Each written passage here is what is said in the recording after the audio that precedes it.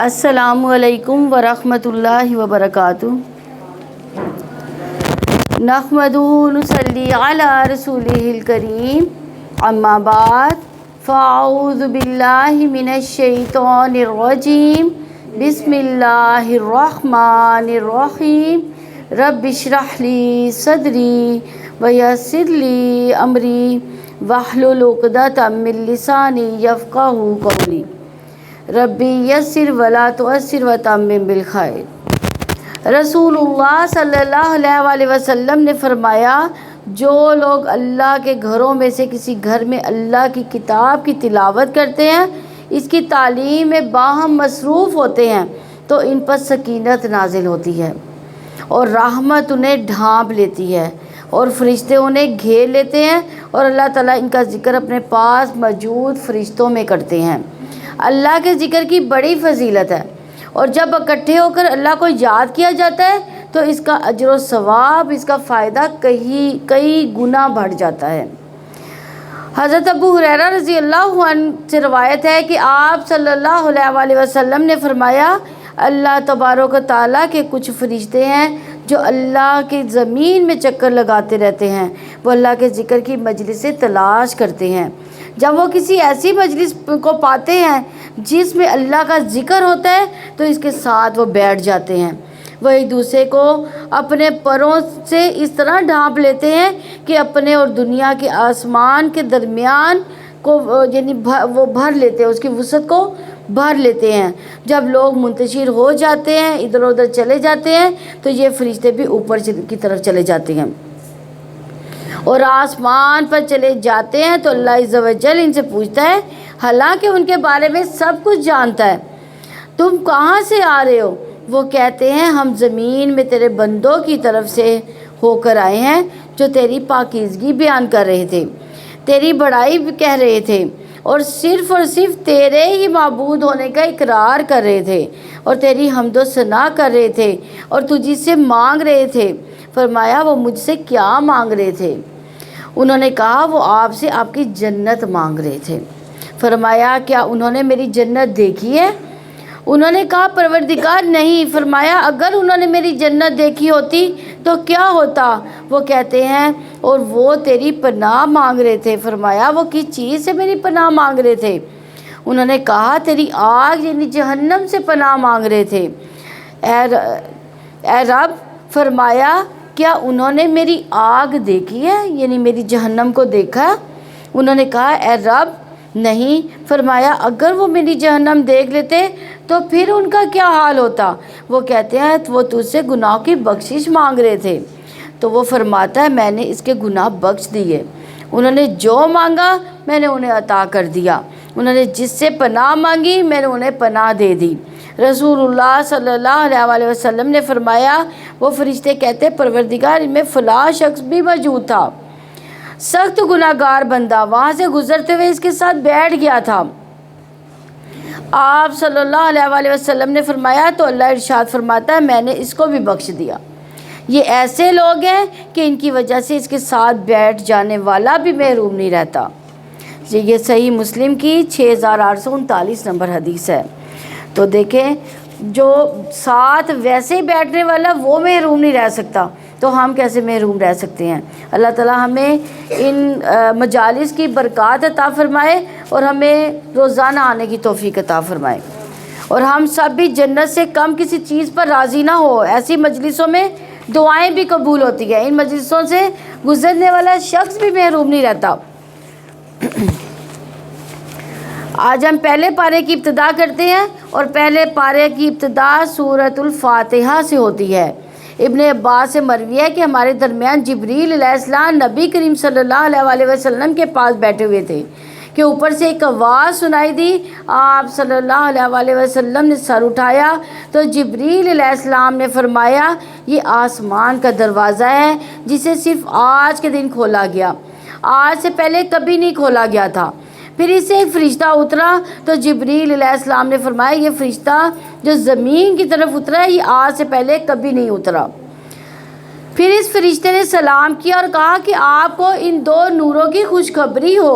آپ صلی اللہ علیہ وسلم کو دیے گئے، جو آپ صلی اللہ علیہ وسلم سے پہلے کسی نبی کو نہیں دیے گئے۔ ان میں سے ایک سورۃ الفاتحہ اور دوسرے سورۃ البقرہ کی آخری آیات۔ سورہ فاتحہ بہت خاص صورت ہے، مفسرین نے اس کے 36 نام گنوائے ہیں۔ یہ واحد صورت ہے جس کی فضیلت اور تعریف خود قرآن مجید نے فرمائی، وَلَقَدْ آتَيْنَاكَ سَبْعًا مِنَ الْمَثَانِي وَالْقُرْآنِ الْعَظِيمِ۔ بسم اللہ الرحمن الرحیم، اللہ تعالیٰ کا نام بہت بابرکت ہے، اور جب بسم اللہ کہہ دیا تو یہاں صرف اللہ ہی نام نہیں بلکہ اللہ کے جتنے نام ہیں وہ تمام ناموں کو ذہن میں رکھتے ہوئے ہم اپنے کام کا آغاز کرتے ہیں۔ الرحمن جس کی رحمت بہت عام ہے، اس میں وسیع رحمت کا ذکر ہے۔ الرحیم جو بار بار رحم کرنے والا ہے، اس میں مسلسل رحمت کرنے کا ذکر ہے۔ یعنی سب تعریف اللہ تعالیٰ کے لیے ہے جو سارے جہانوں کا پالنے والا ہے، وسیع رحمت والا، نہایت رحم والا، یعنی مسلسل رحمت کا ذکر ہے۔ اللہ تعالیٰ اپنا تعارف اپنی رحمت کے ساتھ کروا رہے ہیں، 2 بار تسمیہ میں اور 2 بار سورہ فاتحہ میں۔ تسمیہ کیا ہوتا ہے؟ بسم اللہ، بسم اللہ الرحمن الرحیم، اس میں بھی 2 دفعہ رحمان کا ذکر آیا ہے، سورۃ الفاتحہ میں بھی 2 دفعہ رحمان کا ذکر ہے۔ تو قرآن مجید پڑھنے سے پہلے کیا پڑھنا چاہیے؟ اعوذ باللہ من الشیطان الرجیم پڑھنا چاہیے، تاکہ اس قرآن کو سمجھنے کے لیے شیطان مردود سے اللہ کی پناہ میں آ جائے۔ الحمدللہ رب العالمین، سب تعریف اللہ تعالیٰ کے لیے ہے۔ حمد بھی اللہ کی قول بھی اور زبان سے ہوتی ہے۔ حمد کے لیے لفظ شکر بھی استعمال ہوتا ہے، لیکن شکر دل، زبان اور عمل سے ہوتا ہے۔ اللہ تعالیٰ کی تعریف کیوں؟ ہر نعمت اللہ تعالیٰ کی دی ہے، اور خاص کر قرآن کی نعمت کہاں سے آئی ہے؟ اللہ کی طرف سے آئی ہے۔ ہم اللہ کی تعریف نہ بھی کریں، کائنات کی ہر چیز کیا کر رہی ہے؟ اللہ تعالیٰ کی تعریف کر رہی ہے۔ اس وقت بھی آسمان، زمین، شجر، ہمارا جسم بھی اللہ کی تعریف کر رہا ہے۔ تو ان ساری نعمتوں پر اللہ کی تعریف بیان کرے جس نے سب کچھ دیا ہوا ہے۔ مومن، منافق، کافر سب کو وہ عطا کر رہا ہے، اور وہ مالکی یوم الدین بھی ہے، تو سب تعریف اسی کے لیے ہے۔ الحمدللہ کہنے کا جو اجر ہے، الحمدللہ کہنا میزان کو بھر دیتا ہے۔ دل سے الحمدللہ کہنے کا اجر اللہ تعالیٰ خالی نہیں جانے دیتا۔ قیامت کے دن سب سے افضل بندے وہ ہوں گے جو حمادون ہوں گے، یعنی بہت زیادہ تعریف کرنے والے ہوں گے، یعنی اللہ کی تعریف کرنے والے۔ اللہ کی خاص رحمت ان خاص بندوں کے لیے ہے۔ اللہ کی خاص رحمت اس کی جنت ہے۔ اللہ سے دعا ہے اللہ تعالیٰ ہم اپنی رحمت سے ہمیں جنت الفردوس عطا فرمائے۔ ایاک نعبد و ایاک نستعین، ساری رحمتیں اور ساری نعمتیں اللہ تعالیٰ کی طرف سے، جو عبادت کا مستحق بھی وہی ہے۔ یہ تمام رحمتیں بھی اللہ نے دی، نعمتیں بھی اللہ نے دی، تو عبادت کا حق کون پھر رکھتا ہے؟ اللہ تعالیٰ ہی رکھے گا۔ عبادت مشتمل ہوتی ہے 2 چیزوں پر، شدید محبت اور شدید تعظیم۔ دعا تمام عبادات کا نچوڑ ہے۔ سب سے نفع مند دعا سورۃ الفاتحہ ہے۔ اس سورت میں شیخ الاسلام ابن تیمیہ کہتے ہیں کہ جب میں نے غور کیا کہ سب سے نفع مند دعا کون سی ہے، تو وہ اللہ کی رضا کے کاموں پر مدد مانگنے کی دعا ہے۔ پھر میں نے سورۃ الفاتحہ کی آیت ایاک نعبد و ایاک نستعین میں اس کو پا لیا۔ عبادت ظاہری ہو، باطنی ہو، اقوال ہو اور اعمال پر مشتمل ہو، وہ تمام عبادات ہیں۔ جو بات، سوچ اور عمل اللہ کی رضا کے مطابق ہوگا وہ عبادت کہلاتی ہے۔ اہدنا الصراط المستقیم مانگنے کی سب سے اہم چیز کیا ہے؟ ہدایت۔ ہم اللہ تعالیٰ سے کیا مانگتے ہیں؟ ہدایت مانگتے ہیں۔ دن میں نمازوں میں کم از کم 17 بار جو فرائض ہیں ان میں ہدایت کی دعا مانگی جاتی ہے، کہ ہدایت سیدھے راستے کی جو جنت الفردوس تک پہنچا دے۔ حضرت علی رضی اللہ نے فرمایا کہ رسول اللہ صلی اللہ علیہ وسلم نے فرمایا یہ دعا مانگتے رہا کرو، اللہم اہدنی وسددنی، اے اللہ مجھے ہدایت دے، مجھے سیدھا رکھ۔ انسان کسی کو بھی بد دعا نہ دے، جب کوئی ستائے تو اس کو بھی دعا دے کہ اللہ اس کو ہدایت دے دے۔ صراط الذین انعمت علیہم غیر المغضوب علیہم ولا الضالین، ہمیں نیک لوگوں کے راستے پر چلا جن پر تیرا انعام ہوا۔ وہ کون نیک لوگ ہیں؟ انبیاء، صدیقین، شہداء، صالحین۔ جیسے وہ تیرے لیے خاص تھے ہمیں بھی اپنے لیے ایسے ہی خاص کر لے، نیکی کے کاموں کی توفیق عطا فرما دے۔ ان لوگوں سے بچا جن پر تیرا غضب ہوا، جنہیں اللہ نے علم دیا لیکن انہوں نے اس پر عمل نہ کیا اور انکار کا راستہ اختیار کیا، اور بلکہ ان کا راستہ چاہیے تو یہ تھا کہ وہ سیدھے راستے پر ہمیشہ چلتے، لیکن وہ اپنے راستے سے بھٹک گئے۔ ہم اللہ سے کیا دعا کرتے ہیں کہ اللہ تعالیٰ ان بھٹکے ہوئے لوگوں کے راستے پہ نہ ہمیں لانا، بلکہ سیدھے راستے پر رکھنا۔ سورۃ البقرہ۔ فضیلت: حدیث کے مطابق اس سورت کا پڑھنا باعث برکت ہے، اس کا چھوڑنا باعث حسرت ہے۔ اس کے پڑھنے والے پر جادوگر قدرت نہیں پا سکتے۔ شیاطین اس سورت سے دور بھاگتے ہیں۔ اس گھر سے شیطان بھاگ جاتا ہے جسے سورہ بقرہ کی تلاوت کی جاتی ہے۔ سورہ بقرہ مدنی ہے اور اس میں 286 آیات اور 40 رکوع ہیں۔ اللہ کے نام سے جو وسیع رحمت والا نہایت رحم والا ہے۔ الف لام میم، یہ کتاب ہے جس میں کوئی شک نہیں، متقیوں کے لیے ہدایت ہے۔ وہ لوگ جو غیب پر ایمان لاتے ہیں اور نماز قائم کرتے ہیں، جو ہم نے انہیں رزق دیا اس میں سے خرچ کرتے ہیں۔ یعنی غیب پر ایمان رکھنا دل کا فعل، نماز قائم کرنا اعضاء کا فعل، اور رزق خرچ کرنا بندوں کا حق ہے۔ ہدایت کن کو بھی ملتی ہے؟ جن کے باطن میں اللہ تعالیٰ کی یاد ہو، ایمان ہو، یقین رکھتے ہوں، ایمان کے تقاضے وہ پورے کر رہے ہوں، عملی طور پر عبادت یعنی نماز کا بھی خیال رکھتے ہوں، اور اپنے مال لوگوں پر خرچ کرتے ہوں، حقوق العباد کا پوری طرح لحاظ کرتے ہوں،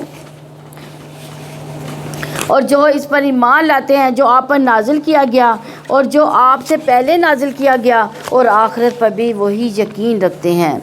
یعنی ہدایت کی شرائط میں سے ایک شرط انسان ہر چیز پر ایمان لائے جو محمد رسول اللہ صلی اللہ علیہ وسلم پر نازل ہوئی۔ آپ صلی اللہ علیہ وسلم پر نازل شدہ وحی ایک تو قرآن مجید کی شکل میں تھی، دوسرے حکمت و سنت کی شکل جس کو حدیث کا نام دیا گیا۔ تو اللہ تعالیٰ فرماتے ہیں وما ينطق عن الهوى، وہ اپنی خواہش سے کوئی بات نہیں کرتے، ان ہوا الا وحی یوحی، وہ تو صرف وہی ہے جو اتاری جاتی ہے۔ یعنی آپ صلی اللہ علیہ وسلم نے فرمایا تم ہرگز گمراہ نہیں ہوگے جب تک ان دو چیزوں کو مضبوطی سے تھامے رکھو گے۔ کون سی دو چیزیں ہیں؟ قرآن اور نبی صلی اللہ علیہ وسلم کی سنت۔ تو یقین سے مراد ایسا ایمان جس میں کسی قسم کا کوئی شک ہے ہی نہیں۔ یقین علم کا سب سے بلند ترین درجہ ہے۔ یقین ایک ایسی منزل ہے جس پر پہنچ کر وہ چیزیں نظر آنے لگتی ہیں جو عام نگاہ سے نظر نہیں آتی۔ اس لیے آخرت کے لیے لفظ ایمان نہیں یقین آیا۔ یقین ہوتا ہے تو انسان اپنے عمل کو اس کے مطابق ڈھال لیتا ہے۔ ابو بکر رضی اللہ عنہ نے لوگوں کو خطاب کرتے ہوئے فرمایا کہ رسول اللہ صلی اللہ علیہ وسلم نے فرمایا اے لوگو، بے شک لوگوں کو یقین اور عافیت سے بڑھ کر کوئی نعمت نہیں دی گئی، تم اللہ سے ان دونوں چیزوں کا سوال کرتے رہو۔ اللہ ہے، محمد صلی اللہ علیہ وسلم رسول ہے، یہ کتاب اللہ کی طرف سے آئی ہے، آخرت کے دن اللہ کے حضور حاضر ہونا ہے، جنت ہے، جہنم ہے، میزان ہے، پل صراط ہے، تو سب برحق ہے۔ ہم سب پر یقین رکھتے ہیں۔ جو ان ساری چیزوں پر یقین رکھتا ہے وہ بہت بڑی نعمت پالے گا۔ اللہ سے دعا ہے یا اللہ تو ہمیں یقین اور عافیت عطا فرما دے۔ یہی لوگ اپنے رب کی طرف سے ہدایت پر ہیں اور یہی لوگ فلاح پانے والے۔ کون سے لوگ؟ جن کا ابھی ذکر ہوا ہے، جو یقین رکھتے ہیں کن باتوں پر؟ اللہ پر یقین رکھتے ہیں، قرآن پر یقین رکھتے ہیں، پہلی کتابوں پر یقین رکھتے ہیں، آخرت کا یقین ہے۔ یقیناً جن لوگوں نے کفر کیا ان پر برابر ہے کہ آپ نے انہیں ڈرایا ہو یا نہ ڈرایا ہو، وہ ایمان نہیں لائیں گے۔ یعنی جب مانا ہی نہیں تو انذار کیسا؟ یعنی جب مانیں گے تو پھر ہی انذار ہوگا نا، پھر ہی ڈراوا ہوگا۔ اللہ تعالیٰ نے ان کے دلوں، ان کے کانوں پر مہر لگا دی، ان کی آنکھوں پر پردہ ہے، ان کے لیے بہت بڑا عذاب ہے۔ کن کے لیے؟ کے دل میں ہدایت کی بات ہے، جنہوں نے یہ ہدایت کو تسلیم ہی نہیں کیا، قرآن کو تسلیم نہیں کیا، نبی صلی اللہ علیہ وسلم کو تسلیم ہی نہیں کیا، ان کی آنکھوں پر کانوں پر اللہ تعالیٰ نے پردہ ڈال دیا ہے۔ اور لوگوں میں سے کچھ وہ بھی ہیں جو کہتے ہیں ہم اللہ تعالیٰ اور آخرت کے دن پر ایمان لائے، حالانکہ وہ ہرگز ایمان لانے والے نہیں، وہ اللہ تعالیٰ کو دھوکہ دیتے ہیں لوگوں کو جو ایمان لائے، حالانکہ وہ اپنی جانوں کے سوا کسی کو دھوکہ نہیں دے رہے اور وہ شعور نہیں رکھتے۔ یعنی یہ تیسری قسم کون سی ہے؟ یہ منافقین کی ہے، پہلے مسلمانوں کی تھی، پھر کافروں کی قسم بتائی گئی، اور یہ تیسرے منافق جو کہتے ہیں کہ ہم اللہ تعالیٰ پر سچے دل سے ایمان لے کر آئے، لیکن حالانکہ وہ ایمان ہی نہیں رکھتے تھے، اور اصل میں وہ کیا کرتے تھے، وہ سمجھتے تھے ہم اللہ کو اور مومنوں کو دھوکہ دے رہے ہیں، حالانکہ اللہ تعالیٰ کہتے ہیں وہ اس بات کا شعور ہی نہیں رکھتے، وہ تو اپنی جانوں کو دھوکہ دے رہے ہیں۔ ان کے دلوں میں ایک بیماری ہے جو اللہ تعالیٰ نے ان کو بیماری میں زیادہ کر دیا، ان کے لیے دردناک عذاب ہے اس وجہ سے کہ وہ جھوٹ بولتے تھے۔ یعنی ان کے دلوں میں کون سی بیماری تھی؟ نفاق کی بیماری تھی۔ بعض مفسرین کے نزدیک دنیا کی محبت کی بیماری تھی، دنیا کی طرف جھکاؤ، دل کی ایک بیماری جس کی وجہ سے ایمان کی لذت، حلاوت اور چاشنی سے وہ محروم ہو جاتا ہے۔ اور جب ان سے کہا جاتا ہے زمین میں فساد نہ پھیلا تو وہ کہتے ہیں یقیناً ہم اصلاح کرنے والے ہیں۔ یعنی قول و فعل کا تضاد دیکھے، جھوٹ بھی بولنا ایک بہت بڑا فساد ہے، اور وہ اصلاح کے نام پر جھوٹ بولتے تھے کہ ہم تو اصلاح کر رہے ہیں۔ سن لو، در حقیقت وہی لوگ فساد کرنے والے ہیں لیکن وہ نہیں سمجھتے۔ اور جب ان سے کہا جاتا ہے ایمان لاؤ جس طرح لوگ ایمان لائے تو کہتے تھے کیا ہم اسی طرح ایمان لائیں جس طرح بیوقوف ایمان لائے۔ سن لو، بیوقوف تو در حقیقت وہی لوگ ہیں لیکن وہ نہیں جانتے۔ اور جب وہ ان لوگوں سے ملتے ہیں جو ایمان لائے تو کہتے ہیں ہم ایمان لائے، اور جب اپنے سرداروں کی طرف اکیلے ہوتے ہیں تو کہتے ہیں یقیناً ہم تمہارے ساتھ ہیں، ہم تو محض مذاق اڑانے والے ہیں۔ یعنی اسلام کا مذاق، اس پر عمل کرنے والا کا مذاق، اللہ کی طرف سے آئی ہوئی آیات کا مذاق اڑانے والے اپنی عقل کو ان سے زیادہ سمجھتے ہیں۔ ایسے لوگ احمقوں کی جنت میں رہتے ہیں۔ وہ کیسے مسلمان ہیں جو اپنے ہی دین کا مذاق اڑاتے ہیں؟ یہ منافقت کی علامت ہوتی ہے۔ کوئی شخص اپنے باپ کا مذاق نہیں اڑاتا۔ اللہ تعالیٰ ان سے مذاق کرتا ہے، ان کو ڈھیل دے رہا ہے، وہ اپنی سرکشی میں اندھے بنے ہوئے ہیں۔ یعنی اللہ تعالیٰ نے کیا کیا ان کے ساتھ مذاق کہ اللہ ان کے برے اعمال کو ان کے سامنے مزین کرتا جا رہا ہے۔ وہ سمجھتے ہیں ہم بہت اچھے اعمال کر رہے ہیں۔ تو قیامت کے دن اللہ تعالیٰ کا کیا استضاء ہوگا کہ اہل ایمان کے ساتھ کھڑے ہوں گے کہ اچانک ان کی روشنی ختم ہو جائے گی۔ تو یہ اللہ کا قیامت کے دن کا مذاق ہوگا۔ یہ وہ لوگ ہیں جنہوں نے ہدایت کے بدلے گمراہی خریدی، تو نہ ان کی تجارت ان کے لیے نفع مند ہوئی اور نہ ہی وہ ہدایت پانے والے ہوئے۔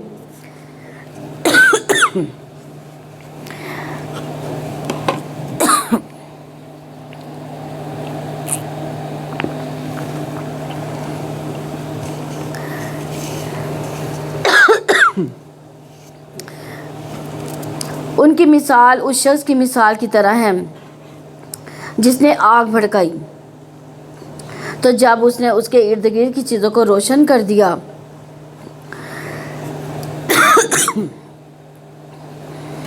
تو اللہ تعالیٰ ان کے نور کو لے گیا۔ سوری، میرا گلا ذرا خراب ہے۔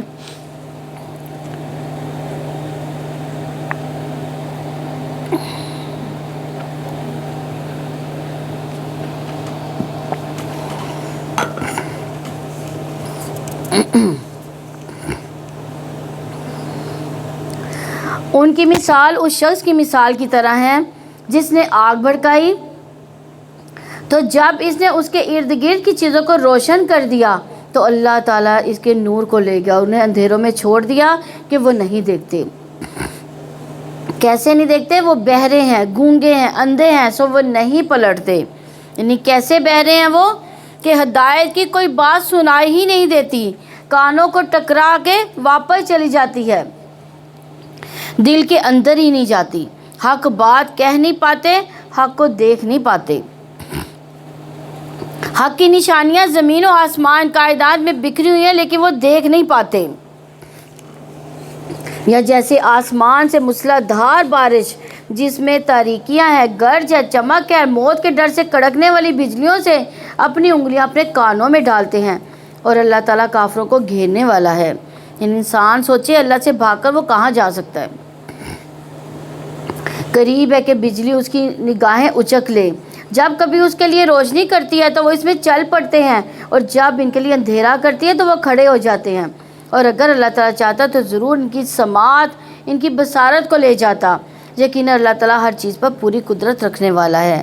یعنی عملی منافقت کی یہاں پہ مثال بیان کی جا رہی ہے کہ آسان حکم پر دین کی طرف آتے ہیں، مشکل میں وہ دین سے پھر جاتے ہیں۔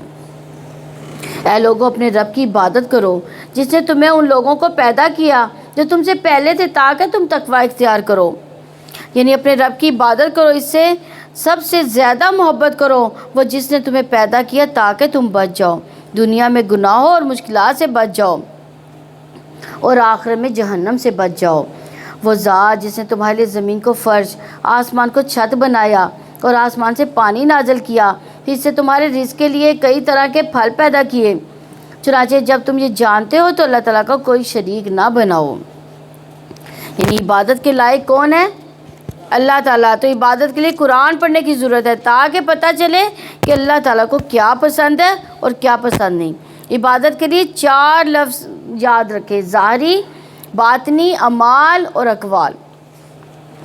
یہ 4 چیزیں ضروری ہیں۔ اے لوگوں، اپنے رب کی عبادت کرو جس نے تمہیں اور ان لوگوں کو پیدا کیا جو تم سے پہلے تھے، تاکہ تم تقوی اختیار کرو۔ اور وہ ذات جس نے تمہارے لیے زمین کو فرش، آسمان کو چھت بنایا اور آسمان سے پانی نازل کیا، پھر اس سے تمہارے رزق کے لیے کئی طرح کے پھل پیدا کیے۔ چنانچہ جب تم یہ جانتے ہو تو اللہ تعالیٰ کا کوئی شریک نہ بناؤ۔ اور اگر تم اس بارے میں شک میں ہو جو تو ہم نے اپنے بندے پر نازل کیا، تو اس جیسی ایک صورت ہی لے آؤ، اللہ تعالیٰ کے ماں سوا اپنے حمایتیوں کو بھی بلا لاؤ اگر تم سچے ہو۔ پھر اگر تم نے نہ کیا تو تم ہرگز نہ کر سکو گے، تو اس آگ سے ڈرو جس کا ایندھن انسان اور پتھر ہوں گے، جو کافروں کے لیے تیار کی گئی ہے۔ یعنی قرآن جیسی کوئی چیز انسان نہیں بنا سکتے، یہ اللہ کی طرف سے چیلنج ہے انسان کو۔ اور ان لوگوں کو خوشخبری دے دو جو ایمان لے آئے اور جنہوں نے نیک عمل کیے کہ یقیناً ان کے لیے ایسے باغات ہیں جن کے نیچے سے نہریں بہتی ہیں۔ جب کبھی ان میں سے کوئی پھل انہیں کھانے کو دیا جائے گا تو وہ کہیں گے یہ وہی پھل ہے جو اس سے پہلے بھی دیے گئے تھے، اور انہیں ایک دوسرے سے ملتا جلتا دیا جائے گا۔ اور ان کے لیے وہاں پاکیزہ بیویاں ہوں گی اور وہ اس میں ہمیشہ رہنے والے ہوں گے۔ یعنی جنت میں دیے جانے والے پھل اندیکھے نہ ہوں گے، ان سے مومنین مانوس ہوں گے۔ یقیناً اللہ تعالیٰ اس سے نہیں شرماتا کہ وہ مچھر یا اس سے بھی اوپر کسی چیز کی مثال بیان کرے۔ بس وہ لوگ ایمان لائے تو وہ جانتے ہیں کہ یقیناً وہ ان کے رب کی طرف سے حق ہے، لیکن جن لوگوں نے کفر کیا تو وہ کہتے ہیں کہ اس مثال سے اللہ تعالیٰ کا کیا ارادہ ہے۔ اللہ سبحانہ و تعالیٰ اس کے ذریعے بہت سو کو گمراہ کرتا ہے اور بہت سو کو ہدایت دیتا ہے، اور وہ اس کے ساتھ فاسقوں کے سوا کسی کو گمراہ نہیں کرتا۔ یعنی اس میں 4 چیزیں بتائی گئی ہیں کہ اللہ تعالیٰ بندوں سے ایسی زبان میں بات کرتا ہے جو سمجھ میں آنے والی بات ہے۔ ایمان والے چھوٹی سے چھوٹی مثال پر بھی خوش ہوتے ہیں اور ہمارے رب کی طرف سے بندوں کے گمراہ ہونے میں ان کا اپنا قصور ہوتا ہے۔ جو رب کے حکم کے سامنے سر تسلیم خم کرتا ہے، اللہ اسے ہدایت کی توفیق دیتا ہے۔ اس کے برعکس فاسقوں کو ہدایت کی توفیق نہیں ملتی، جو اللہ کی حدود توڑتے رہتے ہیں۔ وہ جو اللہ تعالیٰ کے عہد کو پختہ کرنے کے بعد توڑ دیتے ہیں اور وہ اسے کاٹ دیتے ہیں جس کے بارے میں اللہ تعالیٰ نے حکم دیا کہ اسے ملایا جائے، اور زمین میں فساد کرتے ہیں، یہی لوگ خسارہ اٹھانے والے ہیں۔ یعنی فاسقین جو اللہ کے عہد کو توڑتے ہیں، لا الہ الا اللہ کا پاس نہیں رکھتے، اللہ کی قسم کھا کر بندوں کے ساتھ کیے گئے وعدے کو توڑ دیتے ہیں، تو تم کیسے اللہ تعالیٰ کے ساتھ کفر کرتے ہو؟ حالانکہ تم بے جان تھے تو اس نے تمہیں زندگی عطا کی، پھر وہ تمہیں موت دے گا، پھر وہ تمہیں زندہ کرے گا، پھر اسی کی طرف تم لوٹائے جاؤ گے۔ وہی ہے جس نے تمہارے لیے وہ سب کچھ پیدا کیا جو زمین میں ہے، پھر اس نے آسمان کی طرف توجہ فرمائی، بس اس نے اس کو درست کر کے 7 آسمان بنا دیے، اور وہ ہر چیز کو خوب جاننے والا ہے۔ اور جب تیرے رب نے فرشتوں سے کہا یقیناً میں زمین میں ایک جانشین بنانے والا ہوں، انہوں نے کہا کیا تو زمین میں اس کو بنائے گا جو اس میں فساد کرے گا اور خون بہائے گا، اور آپ کی تعریف کے ساتھ آپ کا ہر عیب سے پاک ہونا بیان کرتے ہیں، اور آپ کے لیے پاکیزگی بیان کرتے ہیں۔ اللہ تعالیٰ اللہ تعالیٰ نے فرمایا بے شک میں وہ جانتا ہوں جو تم نہیں جانتے۔ اور اللہ تعالیٰ نے آدم کو سارے کے سارے نام سکھا دیے، پھر انہیں فرشتوں کے سامنے پیش کیا اور فرمایا اگر تم سچے ہو تو مجھے ان چیزوں کے نام بتاؤ۔ یعنی یہ اللہ تعالیٰ کا فضل و کرم ہے کہ اس نے انسان کو علم کے ساتھ شرف بخشا۔ انسان کی عزت بھی علم کے ساتھ ہی ہے۔ کھانے پینے سے پہلے علم عطا کیا گیا۔ ہمارے لیے علم نفع حاصل کرنا کھانے پینے سے بھی زیادہ اہم ہونا چاہیے۔ کیا ہم نے کبھی سوچا کہ ہم اس نفع مند علم کو حاصل کریں، قرآن کا علم حاصل کریں؟ کبھی ہم نے سوچا اس بارے میں؟ اس بارے میں ضرور سوچئے گا۔ انہوں نے کہا آپ پاک ہے، جو کچھ آپ نے ہمیں سکھایا اس کے سوا ہمیں کچھ علم نہیں، یقیناً آپ ہی سب کچھ جاننے والے کمال حکمت والے ہیں۔ اللہ تعالیٰ نے فرمایا اے آدم انہیں ان کے نام بتا دو۔ تو جب اس نے انہیں ان کے نام بتا دیے تو اللہ تعالیٰ نے فرمایا کیا میں نے تم سے کہا نہ تھا کہ بے شک میں آسمان و زمین کے غیب جانتا ہوں، اور میں جانتا ہوں جو تم ظاہر کرتے ہو جو تم چھپاتے ہو۔ اور جب ہم نے فرشتوں سے کہا کہ آدم کو سجدہ کرو تو انہوں نے سجدہ کیا، مگر ابلیس نے انکار کیا، تکبر کیا، اور وہ کافروں میں سے ہو گیا۔ اور ہم نے کہا اے آدم تم اور تمہاری بیوی دونوں جنت میں رہو اور جہاں سے چاہو دونوں خوب کھاؤ، اور اس درخت سے قریب نہ جانا ورنہ تم دونوں ظالموں میں سے ہو جاؤ گے۔ تو شیطان نے ان دونوں کو اس سے پھسلا دیا، چنانچہ اس نے ان دونوں کو اس جگہ سے نکلوا دیا جس میں وہ تھے، اور ہم نے حکم دیا تم سب یہاں سے اتر جاؤ، تم ایک دوسرے کے دشمن ہو، تمہارے لیے زمین میں ایک وقت تک ٹھہرنا اور فائدہ اٹھانا ہے۔ یعنی اللہ تعالیٰ نے انسان کو زمین کے لیے پیدا کیا تھا، جنت میں تو صرف امتحان کے لیے رکھا تھا، اور یہ بتانے کے لیے کہ اگر اللہ کی نافرمانی کی تو پھر جنت نہیں ملے گی۔ اور پھر آدم نے اپنے رب سے چند کلمات سیکھ لیے اور اللہ تعالیٰ نے ان سے توبہ قبول کر لی۔ یقیناً وہی بے حد توبہ قبول کرنے والا نہایت رحم والا ہے۔ یعنی یہ اللہ کی شان ہے کہ اللہ توبہ کی توفیق عطا فرماتے ہیں، پھر اسے قبول بھی کرتا ہے، پھر اس پر اجر بھی دیتا ہے اور بندے سے خوش بھی ہوتا ہے۔ ہم اللہ سبحانہ و تعالیٰ سے اپنے سب گناہوں کی توبہ کرتے ہیں۔ بہترین خطا کار توبہ کرنے والے ہی ہوتے ہیں۔ جو توبہ کرتا ہے اللہ تعالیٰ اس کی توبہ قبول کرتا ہے۔ اور یہ آدم اور ابلیس کا فرق ہے۔ ابلیس نے غلطی کی تھی، اس نے توبہ نہیں کی، لیکن آدم علیہ السلام نے غلطی کی، فوراً ہی معافی مانگ لی۔ ہم نے کہا تم سب یہاں سے اتر جاؤ، پھر اگر میری طرف سے تمہارے پاس واقعی کوئی ہدایت آئی تو جو میری ہدایت کی پیروی کرے گا تو اس کے لیے نہ کوئی خوف ہوگا نہ ہی وہ غمگین ہوں گے۔ اور جن لوگوں نے کفر کیا، ہماری آیات کو جھٹلایا، وہی لوگ آگ والے ہیں، وہ اس میں ہمیشہ رہنے والے ہیں۔ اے بنی اسرائیل یاد کرو میری اس نعمت کو جو میں نے تمہیں عطا کی تھی، اور تم میرے عہد کو پورا کرو، میں تمہارے عہد کو پورا کروں گا، اور صرف مجھے ہی سے تم ڈرتے رہو۔ یعنی اللہ نے بنی اسرائیل کی طرف بہت سے انبیاء بھیجے، آخری نبی تو تمام انسانوں کی طرح مبعوث کیے گئے، جن میں بنی اسرائیل بھی شامل تھے، اس لیے اس میں سے انہی سے خطاب کیا جا رہا ہے، ان کو سمجھایا جا رہا ہے کہ اللہ کا عہد تھا کہ آخری نبی پر بھی ایمان لانا ہے، تو اب لے آؤ، تو جو میں نے نازل کیا اس پر ایمان لاؤ، یہ اس کی تصدیق کرنے والا جو تمہارے پاس ہے۔ یعنی نبی صلی اللہ علیہ وسلم پہلے انبیاء کی تصدیق کرنے والے ہیں، کتابوں کی تصدیق کرنے والے ہیں، اور تم سب سے پہلے اس کے ساتھ کفر کرنے والے نہ بنو، اور میری آیات کے بدلے تھوڑی قیمت نہ خریدو، اور صرف مجھے ہی سے پس تم ڈرتے رہو، اور تم حق کو باطل کے ساتھ میں نہ ملاؤ، نہ ہی حق کو چھپاؤ، حالانکہ تم جانتے ہو۔ نماز قائم کرو، زکوٰۃ ادا کرو، رکوع کرنے والوں کے ساتھ رکوع کرو۔ یعنی سب سے اہم ترین عبادت جس کا بار بار ذکر آ رہا ہے وہ کون سی ہے؟ نماز۔ کیا تم لوگوں کو نیکی کا حکم دیتے ہو اور اپنے آپ کو بھول جاتے ہو، حالانکہ تم کتاب کی تلاوت کرتے ہو؟ تو کیا تم نہیں سمجھتے؟ اور صبر اور نماز کے ذریعے سے مدد مانگو، اور بلا شبہ وہ نماز یقیناً بہت بڑی ہے مگر عاجزی کرنے والوں کے لیے۔ یعنی نماز کا ایک معیار ہے یہ دیکھنے کا کہ ہمارے اندر ایمان کتنا ہے، ہم کس درجے کے متقی ہیں۔ ہمیں دیکھنا یہ چاہیے کہ جب اذان ہوتی ہے تو دل پر کیا گزرتی ہے، کیا ہمارا دل نماز کی طرف مائل ہوتا ہے؟ نماز کا وقت آتے ہی کیا کیفیت ہم پر طاری ہوتی ہے؟ مصلی اور نماز کی طرف کس شوق کے ساتھ جاتے ہیں؟ جب جسم بھاری لے کر جاتے ہیں یا ہم ہلکے جسم کے ساتھ جا نماز پہ جاتے ہیں. اور یہاں پہ فرمایا گیا صبر و نماز سے زندگی آسان ہوتی ہے. تمام انبیاء مشکلات ان پر آئی لیکن انہوں نے کیا کیا؟ نماز نہیں چھوڑی بلکہ اور بھی نوافل بھی ادا کیے. کس کے لیے؟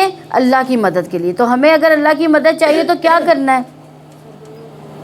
صبر کرنا مشکلات پر اور نوافل پڑھنے ہیں. یعنی فرض نماز تو فرض ہے لیکن نوافل بھی ساتھ ہی. جو یقین رکھتے ہیں کہ بلا شبہ وہ اپنے رب سے ملاقات کرنے والے اور یقیناً وہ اسی کی طرف لوٹنے والے ہیں.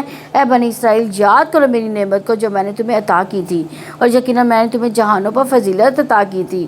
اور ڈرو اس دن سے جب کوئی جان کسی جان کے کچھ بھی کام نہ آئے گی اور نہ اسے کوئی سفارش قبول کی جائے گی اور نہ اسے کوئی فدیہ لیا جائے گا اور نہ ان کی مدد کی جائے گی. اور اس وقت کو یاد کرو جب ہم نے تمہیں آل فرعون سے نجات دی. وہ تمہیں برے عذاب میں مبتلا کرتے تھے اور وہ تمہارے بیٹوں کو بری طرح ذبح کرتے تھے, تمہاری عورتوں کو زندہ رہنے دیتے تھے. تمہارے لیے اس میں تمہارے رب کی طرف سے بہت بڑی آزمائش تھی. اور اس وقت کو یاد کرو جب تمہاری وجہ سے ہم نے سمندر کو پھاڑ دیا, پھر ہم نے تمہیں نجات دی اور ہم نے آل فرعون کو غرق کر دیا اور تم دیکھ رہے تھے. اور اس وقت کو یاد کرو جب ہم نے موسیٰ سے 40 راتوں کی میعاد مقرر کی.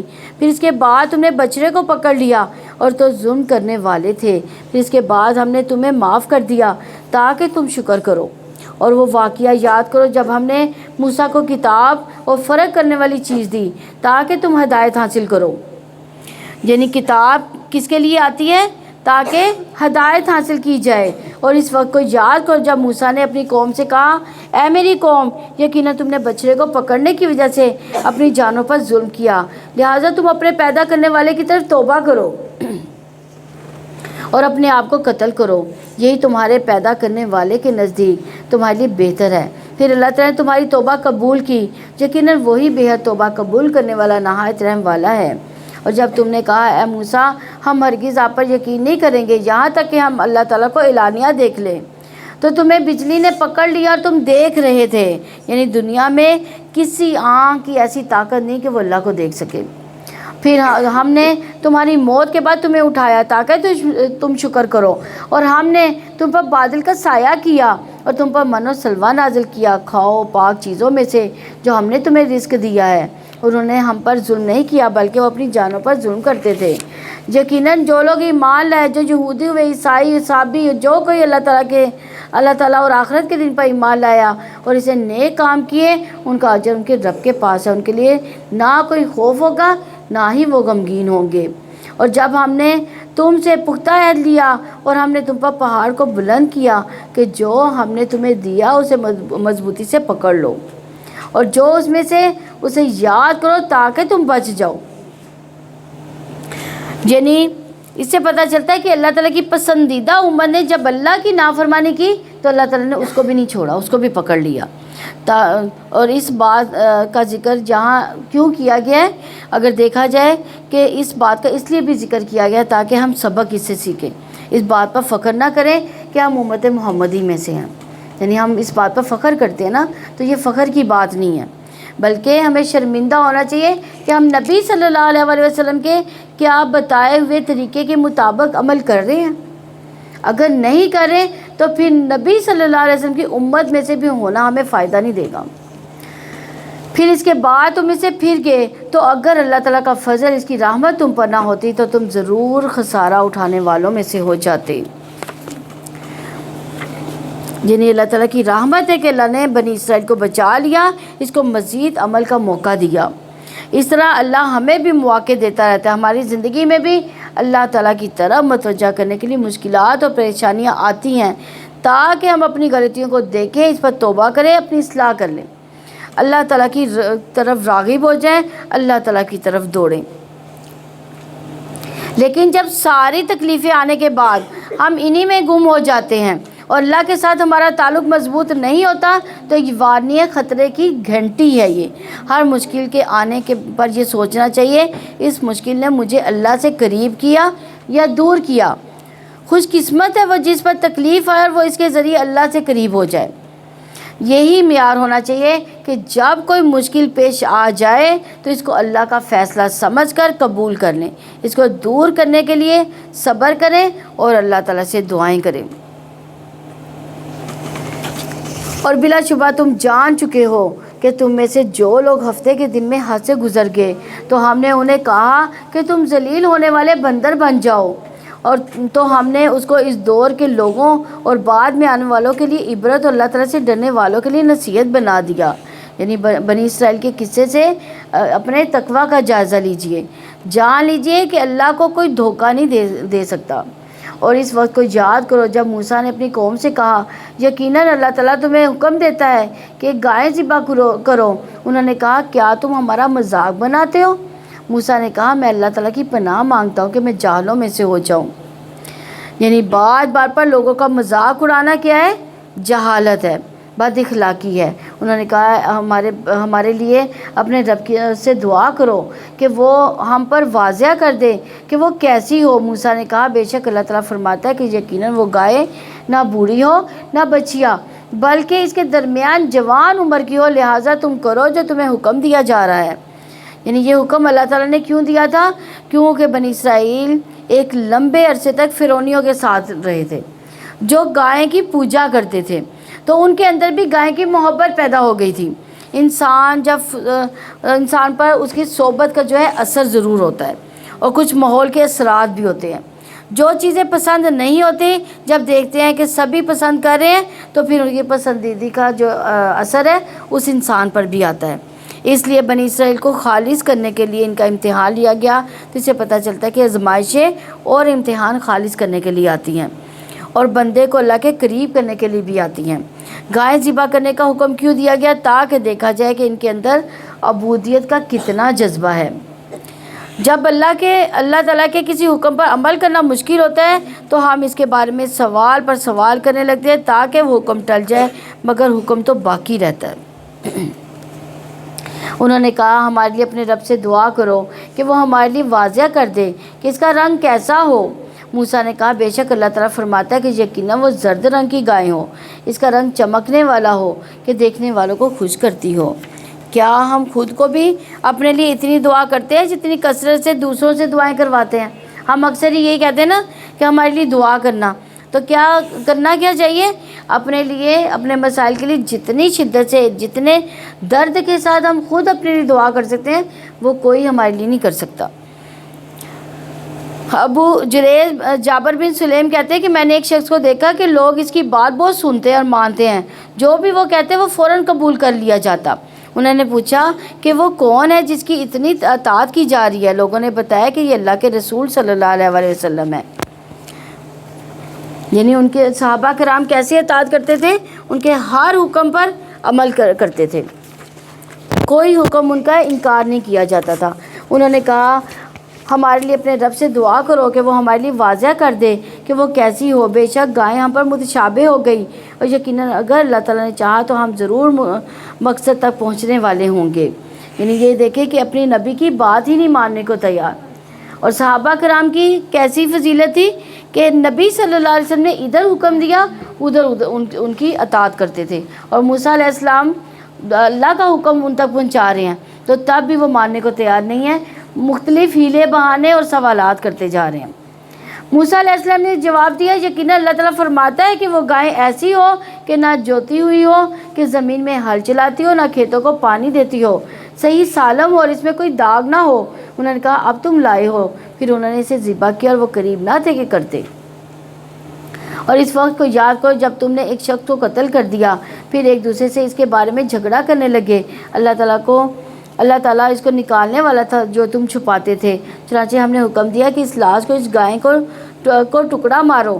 اس طرح اللہ تعالیٰ مردوں کو زندہ کرتا ہے، تمہیں اپنی نشانیاں دکھاتا ہے تاکہ تم سمجھ سکو۔ موسیٰ علیہ السلام نے تو پہلے ہی حق بیان کر دیا تھا، مگر اپنی حجت بازیوں کے بعد بنی اسرائیل کو حق کی بات سمجھ آئی۔ انہوں نے کثرت سوالات سے اپنے لیے کام کو مشکل بنا لیا، انہوں نے اپنے اوپر سختی پیدا کر لی۔ اللہ تعالیٰ نے بھی، انہوں نے سوالات سے سختی پیدا کی، اللہ تعالیٰ نے ان پہ شرائط سخت کر دی۔ وہ گائے اس لیے ذبح نہ کرنا چاہتے تھے کہ وہ یہ سمجھتے تھے کہ گائے ذبح کرنے سے کوئی مشکل یا آفت آئے گی۔ گائے کا ذبح کیا جانا ان کے لیے باعث رحمت ہو گیا کہ اس سے ایک قاتل کا پتہ چل گیا۔ اسے پتہ چلا کہ انسان توہمات سے نکلے، اللہ تعالیٰ کے احکامات پر خوشی سے عمل کرے تو کبھی نقصان نہیں اٹھا سکتا۔ پھر اس کے بعد تمہارے دل سخت ہو گئے تو وہ پتھروں کی طرح یا سختی میں اس سے بڑھ کر ہو گئے، اور بے شک پتھروں میں سے بھی یقیناً کچھ وہ ہے جن سے نہریں پھوٹ نکلتی ہیں، اور بے شک اس میں سے یقیناً وہ بھی ہے جو پھٹ جاتا ہے تو اس میں سے پانی نکل آتا ہے، اور بے شک اس میں سے تو جو یقیناً اللہ تعالیٰ کے خوف سے گر پڑتا ہے، اور اللہ تعالیٰ اس سے ہرگز بے خبر نہیں جو تم عمل کرتے ہو۔ اس آیت میں 3 طرح کے پتھروں کی بات بیان کی گئی ہے جو 3 طرح کے انسانوں کو ہائی لائٹ کرتی ہے۔ پہلی قسم کے پتھر وہ ہے جس سے نہریں پھوٹتی ہیں۔ اسی طرح بعض لوگوں میں خیر اور نیکیاں جمع ہوتی رہتی ہیں، وہ علم حاصل کرتے رہتے ہیں، دین سے محبت آتی جاتی ہے، حتیٰ کہ آخر کار ان سے خیر کے چشمے پھوٹ نکلتے ہیں۔ دوسری طرح کے کچھ پتھر پانی جذب کرتے رہتے ہیں، ان کے اندر پانی چلا جاتا ہے، جب ان کو چوٹ لگتی ہے، زلزلہ آتا ہے تو ان کے اندر شگاف پڑ جاتے ہیں اور ان میں سے پانی پھوٹ پڑتے ہیں، یعنی چشمے بہہ جاتے ہیں۔ اسی طرح کچھ لوگوں کے اندر خیر جذب ہوتی رہتی ہے لیکن وہ جلدی باہر نہیں آتی۔ جب ان کی زندگی میں کوئی حادثہ آتا ہے، کوئی چوٹ آتی ہے تو ان کے اندر سے خیر نکلتی ہے۔ اور تیسری قسم کے پتھر ہیں کہ جب وہ زلزلہ وغیرہ آتا ہے یا پہاڑوں سے پتھر لڑک کر نیچے آتے ہیں تو وہ اللہ کی خشیت سے لڑک کر آ رہے ہوتے ہیں، بظاہر اسباب کے ساتھ لڑک رہے ہیں لیکن ان کے اندر بھی اللہ کی خشیت ہوتی ہے۔ تو کچھ لوگ پتھروں کی طرح سخت نظر آتے ہیں لیکن جب اللہ کا ڈر آتا ہے تو وہ جھک جاتے ہیں، گناہ سے توبہ کر لیتے ہیں۔ تو پتھر بھی توبہ کرتے ہیں، آنسو بہاتے ہیں، پتھر بھی خیر پہنچاتے ہیں، پانی نکالتے ہیں، پانی زندگی ہے۔ اسی طرح انسانوں کے بارے میں بدگمان نہیں ہونا چاہیے، ان میں بھی خیر ہوتی ہے جو کسی وقت بھی سامنے آ سکتی ہے۔ اس آیت سے تربیت اولاد کی ٹپس لیں۔ بعض اوقات بچوں کے دین اور معاملات سے والدین پریشان ہو جاتے ہیں، کبھی بھی مایوس نہ ہو، خیر کے کام کرتے جائیں، بچے خیر کو جذب کرتے ہیں اپنے اندر، آخر کار ان سے خیر ضرور پھوٹتی ہے۔ شرط یہ ہے کہ والدین خیر کا ماحول گھر میں پیدا کریں، کیونکہ خیر ہی لے کر آئے گی، خیر سے شر نہیں کبھی بھی نکلتا۔ اگر آپ خیر بانٹ رہے ہیں، گھر باہر مطلب خیر ہی خیر ہے، آپ کا معاملہ اچھا ہے، آپ ان کی خیر خواہی چاہتے ہیں تو شر نہیں، ان سے خیر انشاءاللہ نکلے گی۔ مایوس ہو کر خیر پھیلانا، دعا کرنا نہ چھوڑیں، تربیت سے مایوس نہ ہو، خیر عام کرتے جائیں، خیر کا ماحول پیدا کرتے رہنا چاہیے۔ تو اللہ تعالیٰ سے دعا کرتے ہیں ہمارے دلوں کو سخت نہ کرنا، قرآن سے نصیحت حاصل کرتے رہنے کی توفیق عطا فرمانا، ہمیں خواہشات کے شر سے بچانا۔ ابن قیم رحمہ اللہ کہتے ہیں کہ دل کو بگاڑنے والی 5 چیزیں ہیں: لوگوں سے زیادہ ملنا، بہت گھل مل کر رہنا، ہر وقت سوشلائز کرنا، اس سے کبھی کوئی بات نکلتی ہے اور کبھی کوئی، خواہش پرستی، بس وہ کام کرنا جو دل کو اچھے لگیں، یہ دوسری بات ہے۔ اور تیسری بات اللہ سے بڑھ کر کسی سے محبت کرنا، یعنی کسی سے محبت نہیں ہونی چاہیے اللہ سے بڑھ کر۔ چوتھی زیادہ کھانا، زیادہ سونا، جب دل بگڑ جاتا ہے تو اچھی سے اچھی بات دل پر اثر نہیں کرتی۔ پھر تو کیا تم طمع رکھتے ہو کہ وہ تمہارے لیے ایمان لے آئے؟ حالانکہ یقیناً ان میں سے ایک گروہ ہمیشہ سے اللہ تعالیٰ کا کلام سنتا ہے، پھر اس کے بعد اس کو بدل دیتے ہیں کہ وہ اسے سمجھ لیتے ہیں اور وہ جانتے ہیں، اور جب وہ ان لوگوں سے ملتے ہیں جو ایمان لائے تو کہتے ہیں ہم ایمان لائے، اور جب ان کا بعض کی طرف تنہا ہوتا ہے تو کہتے ہیں کہ کیا تم انہیں وہ باتیں بتاتے ہو جو اللہ تعالیٰ نے تم پر کھولی ہیں تاکہ وہ ان کے ساتھ تمہارے رب کے پاس تم سے جھگڑا کریں؟ تو کیا تم سمجھتے نہیں؟ کیا وہ نہیں جانتے کہ یقیناً اللہ تعالیٰ جانتا ہے جو کچھ وہ چھپاتے ہیں اور جو کچھ وہ ظاہر کرتے ہیں، اور ان میں سے کچھ ان پڑھ بھی ہیں جو کتاب کا علم نہیں رکھتے، سوائے چند آرزوؤں کے ان کے سوا کچھ نہیں کہ وہ گمان رکھتے ہیں۔ یعنی اس آیت میں کس کو امی کہا جا رہا ہے؟ جو اللہ کی کلام نہیں جانتا، جو اللہ کی کتاب کا علم نہیں جانتا، وہ امی ہے۔ تباہی ہے ان لوگوں کے لیے جو اپنے ہاتھوں سے کتاب لکھتے ہیں، پھر کہتے ہیں کہ یہ اللہ کی طرف سے ہے تاکہ اس کے بدلے میں تھوڑی سی قیمت وصول کریں، بس ان کے لیے تباہی ہے چیز کی وجہ سے جو ان کے ہاتھوں نے لکھا، وہ ہلاکت ہے ان لوگوں کے لیے اس کی وجہ سے جو وہ کماتے ہیں۔ انہوں نے کہا جہنم کی آگ ہمیں ہرگز نہیں چھوئے گی مگر چند دن، کہہ دو کیا تم نے اللہ سے کوئی عہد لے رکھا ہے تو وہ اپنے عہد کے خلاف ورزی کبھی نہیں کرے گا؟ یا تم اللہ تعالیٰ پر ایسی بات کہتے ہو جو تم نہیں جانتے؟ کیوں نہیں جس نے برائی کمائی اس کے گناہ نے اسے گھیرے میں لے لیا، تو وہ لوگ آگ والے ہیں، وہ اس میں ہمیشہ رہنے والے ہیں۔ یعنی سائے سے مراد وہ شخص ہے جو توبہ کرنے سے پہلے گناہ کی حالت میں مر جاتا ہے۔ یاد رکھیے چھوٹے چھوٹے گناہ مل کر ہی بہت بڑی آگ کا ڈھیر بن جاتے ہیں۔ اور جو لوگ ایمان لائے، نیک عمل کیے، وہی لوگ جنت والے ہیں، وہ اس میں ہمیشہ رہنے والے ہیں۔ جب ہم نے بنی اسرائیل سے پختہ عہد لیا کہ تم اللہ تعالیٰ کے سوا کسی کی عبادت نہ کرو، اور والدین، رشتہ داروں، یتیموں، مسکینوں کے ساتھ احسان کرو، اور لوگوں سے اچھی بات کہو، اور نماز قائم کرو، زکوٰۃ ادا کرو، پھر تم میں سے تھوڑے لوگوں کے ماں سوا سب اس عہد سے پھر گئے اور تم منہ موڑنے والے تھے۔ یعنی اس آیت میں بنی اسرائیل سے لیا گیا جو عہد ہے اس کے بارے میں بتایا جا رہا ہے کہ اللہ تعالیٰ کی بندگی کے بعد والدین کے ساتھ حسن سلوک کا حکم دیا گیا۔ یعنی پہلے اللہ کا پر یقین ہونا چاہیے، اس پر بھروسہ ہونا چاہیے، اس کے بعد والدین کے ساتھ اچھا سلوک ہو۔ اللہ کے بعد سب سے بڑا درجہ والدین کے ساتھ ہے، اس کے ساتھ احسان کرو۔ احسان برابر کے بدلے کو نہیں کہتے، یعنی اگر والدین ڈانٹ کر بات کریں تو تم بھی ڈانٹ کر بات کرو، اگر وہ اچھی بات کریں تو تم بھی اچھی بات کرو، نہیں، وہ جو بھی کریں تم ان کے ساتھ اچھا سلوک کرو گے۔ والدین کے علاوہ باقی رشتہ داروں کے ساتھ اچھا سلوک کرو، اور یتیموں، مسکینوں کے ساتھ بھی بھلا سلوک کرو، کیونکہ وہ سوسائٹی کا وہ طبقہ ہے جن کو عموماً اہم نہیں سمجھا جاتا، ان کے ساتھ حسن سلوک نہیں کیا جاتا۔ سب سے بڑا حسن سلوک لوگوں سے اچھی بات کرنا، خوش اخلاقی، اچھی گفتگو، یعنی قولی اور فعلی دونوں احسان کرو۔ نرم گفتگو، اچھا اخلاق بھی صدقہ ہے۔ رسول اللہ صلی اللہ علیہ وسلم نے فرمایا سلام کو عام کرنا، اچھا کلام کرنا ایسے اعمال ہیں جو بخشش کو واجب کر دیتے ہیں۔ اچھا اخلاق یہ ہے کہ کسی کی بات سن لینا، اچھے طریقے سے جواب دے دینا، بغیر طنز کے، بغیر تانے کے، بغیر قصور جتلائے، بغیر چیخے چلائے، بات بھی سچی ہو اور عمدہ ہو، نماز اور زکوٰۃ بھی ادا کرنا۔ عموماً جب عبادات پر زور دیتے ہیں تو اچھا اخلاق بھول جاتے ہیں۔ جب نمازی بن جاتے ہیں، صدقہ خیرات کرتے ہیں تو لوگوں کے ساتھ اچھی بات نہیں کرتے، تو مکمل دین اپناؤ۔ یہ ایک یاد دہانی ہے، قرآن کو بار بار دہرانے سے ایمان پختہ ہوتا ہے، عمل کی طاقت ملتی ہے۔ اور جب ہم نے تم سے پختہ عہد لیا تھا کہ اپنوں کا خون نہ بہاؤ گے اور نہ اپنے آپ کو اپنے گھروں سے نکالو گے، پھر تم نے اقرار کیا اور تم خود اس پر گواہی دیتے ہو، پھر تم تو وہ لوگ ہو کہ اپنے آپ کو قتل کرتے ہو، اپنوں میں سے ایک گروہ کو ان کے گھروں سے نکالتے ہو، گناہ اور زیادتی میں ان کے خلاف ایک دوسرے کی مدد کرتے ہو، اور اگر وہ تمہارے پاس قید ہو کر آئیں تو تم ان کا فدیہ دیتے ہو، حالانکہ انہیں نکالنا تم پر حرام کیا گیا تھا۔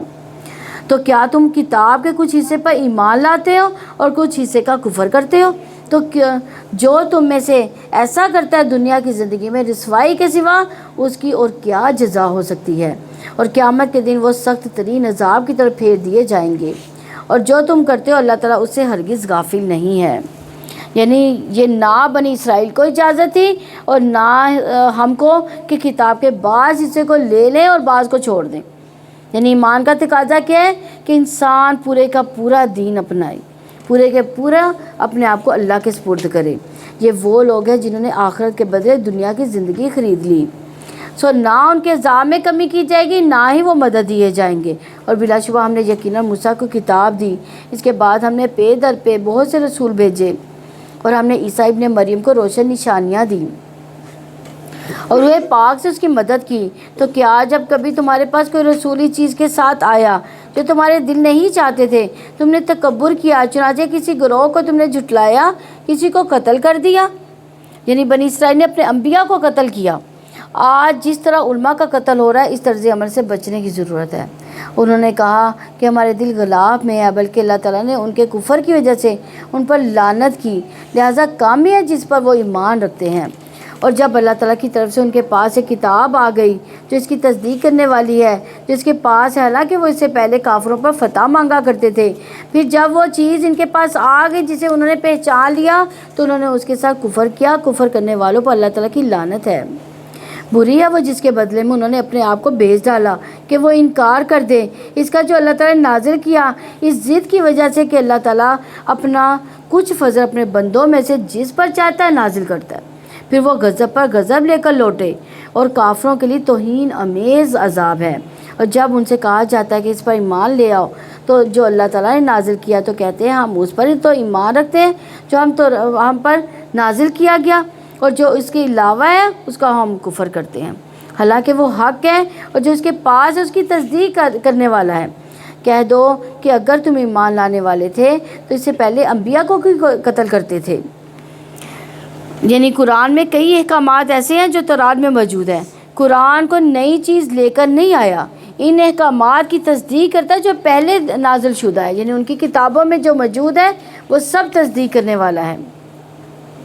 اور بلا شبہ یقیناً تمہارے پاس موسیٰ روشن نشانیاں لے کر آئے، پھر تم نے اس کے بعد بچڑے کو پکڑ لیا، حالانکہ تم ظلم کرنے والے تھے۔ اور اس وقت کو یاد کرو جب ہم نے تم سے پختہ عہد لیا، تمہارے اوپر پہاڑ کو اٹھایا، اور جو کچھ ہم نے تمہیں دیا اسے قوت کے ساتھ پکڑو اور سنو۔ انہوں نے کہا کہ ہم نے سن لیا، ہم نے نافرمانی کی۔ ان کے کفر کی وجہ سے ان کے دلوں میں بچڑے کی محبت پلا دی گئی۔ کہہ دو کہ اگر تم اگر تم ایمان والے ہو، بری چیز ہے جس کا حکم تمہارا ایمان دیتا ہے۔ جب انسان اللہ کا حکم نہیں مانتا تو وہ اس کے بدلے فتنے میں پڑ جاتا ہے، وہ ایسی چیزوں کی محبت میں پڑ جاتا ہے کہ اللہ اور اسے محبت بھول جاتا ہے، اللہ اور اس کے رسول کی محبت کو بھول جاتا ہے۔ کہہ دو کہ اگر آخرت کا گھر اللہ تعالیٰ کے نزدیک سب لوگوں کے ماں سوا خاص تمہارے لیے ہے تو اگر تم سچے ہو تو موت کی تمنا کرو۔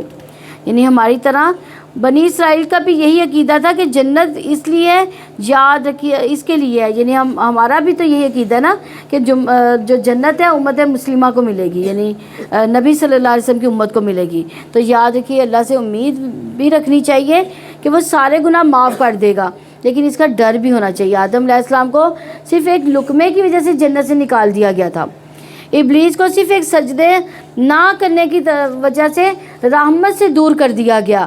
حدیث میں ایک شخص منہ سے کوئی ایسی بات نکالتا ہے جس کی وجہ سے وہ جہنم میں 70 سال کی مسافت پر چلا جاتا ہے۔ ایک غلط بات سوچئے، ہم کتنے خطرے میں ہیں، لیکن ہمیں اللہ سے ڈرتے رہنا چاہیے۔ اب ہمیں اپنے اعمال کو بہت بڑا نہیں سمجھنا چاہیے کہ ہم نے تو بہت کچھ کر لیا، جہنم میں تو فلاں فلاں جائے گا، ہم تو جنتی ہیں۔ اگر ہم بڑے یقین سے کہتے ہیں کہ جنت میں جائیں گے تو ایسا ایسا کریں گے، تو کیا گارنٹی ہے وہاں جانے کی؟ یہ تو اللہ تعالیٰ کے حق میں یہ فیصلہ ہے نا، صرف اللہ کے ہاتھ میں ہے، جس کو چاہے سزا دے، جس کو چاہے معاف کر دے۔ اس کی طرف رجوع کرتے رہنا چاہیے، اپنی غلطیوں کا اعتراف کرتے رہنا چاہیے، جو جان کر کیا اور انجانے میں کیا سب کے لیے اللہ تعالیٰ سے معافی مانگتے رہنا چاہیے۔ کہہ دو کہ اگر آخرت کا گھر اللہ کے نزدیک سب لوگوں کے ماں سوا خاص تمہارے لیے تو اگر تم سچے ہو تو موت کی تمنا کرو، اور اگر وہ ہرگز اس کی تمنا کبھی نہیں کریں گے اس کی وجہ سے جو ان کے ہاتھوں نے آگے بھیجا۔ اللہ تعالیٰ ظالموں کو خوب جاننے والا ہے، اور آپ انہیں لوگوں میں سب سے زیادہ زندگی کے حریص پاؤ گے۔ اور ان لوگوں میں بھی جنہوں نے شرک کیا، ان کا ہر ایک یہ چاہتا ہے کہ کاش اسے 1000 برس کی عمر دے دی جائے، حالانکہ اسے عذاب سے بچانے والی نہیں، یہ کہ اسے لمبی عمر دی جائے۔ اللہ تعالیٰ خوب دیکھنے والا ہے جو وہ عمل کرتے ہیں۔